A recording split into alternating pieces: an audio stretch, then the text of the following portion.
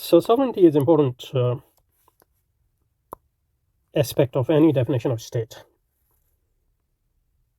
And by sovereignty, let's say we mean, in a sense, absolute power, in the sense that not absolute, probably totalizing power, or in the sense that any power, ideally any power, is subservient to this power, state power.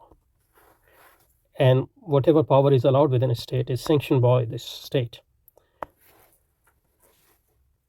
But these authors claim that this can't be applied to all the states. Let's read him again. So one question that arises is whether the best way to describe the state is a sovereign power. The answer depends on how one understands sovereignty. Sovereignty means supreme authority within a territory. It's not clear that sovereignty captures the nature of states, nature of all states. So he might qualify it, but at this point, the problem I have with his account is that he's saying that this conception of sovereignty as a supreme authority doesn't capture the reality of nature of all state. But by nature here, I mean their actuality. But when you are defining something, I think what we need to do is ideal type. Otherwise, how are you going to differentiate between the contingent elements within a state,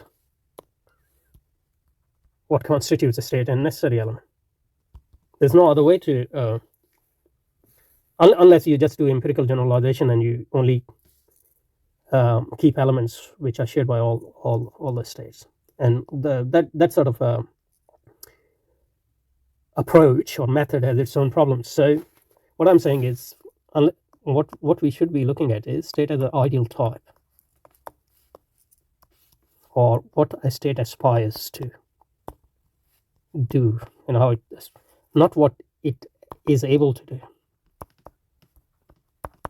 because not all states reflect a state as an ideal type 100%. I mean, that's impossible, because ideal type is just an abstraction. It's an artifact or construct to understand the nature of state. So this is no, there might be some other objection, but this is no objection to making sovereignty as an essential element of a state and taking sovereignty as a supreme power, just because it doesn't capture the nature of all states, because it doesn't capture the nature of all states as they exist. And to the extent that it doesn't capture, the state doesn't rise to that level, it means that it is not fully functioning or fully a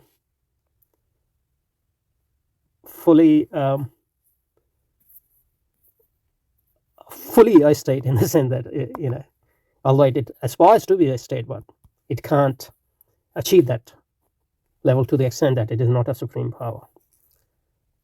So that's what I want to say. I'm not sure whether I was able to say it, but I think we'll come back.